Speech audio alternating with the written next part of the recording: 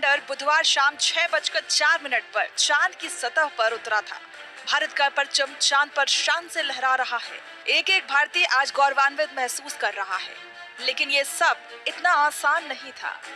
हम आपको बताएंगे कि कैसे चांद पर छपा अशोक का स्तंभ।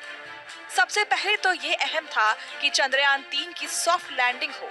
इसके लिए कुछ दिन पहले से ही चंद्रयान की स्पीड को कम करने की प्रक्रिया यानी कि डीबूस्टिंग शुरू कर दी गई थी। सॉफ्ट लैंडिंग के 2 घंटे 26 मिनट बाद रोवर भी इससे बाहर आ गया। रोवर 6 पहियों वाला रोबोट है। अगले 13 दिन तक ये चांद की सतह पर चलेगा। इसके पहियों में अशोक स्तंभ की छाप है। जैसे जैसे रोवर चांद की सतह पर चलेगा, वैसे वैसे अशोक स्तंभ की छाप छपती चली जाएगी।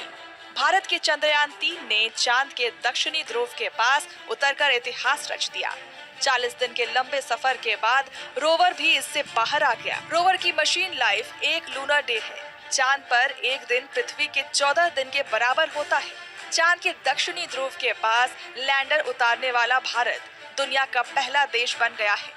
वहीं चांद की सतह पर लैंडर उतारने वाला चौथा देश बन गया है। अब चांद की सतह पर हर तरफ हम अशोक स्तंभ के निशान देख पाएंगे। भारत के लिए इससे ज्यादा गर्व की बात और कुछ नहीं हो सकती।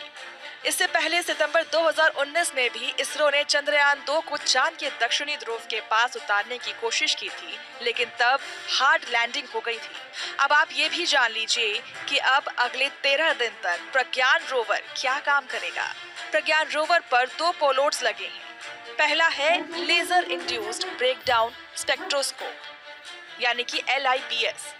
ये चांद की सतह पर मौजूद केमिकल यानी कि रसायनों की मात्रा और गुणवत्ता की स्टडी करेगा, साथ ही खनिजों की खोज करेगा। इसके अलावा प्रज्ञान पर दूसरा पेलोड है अल्फा पार्टिकल एक्स-रे स्पेक्ट्रोमीटर यानी कि APXS।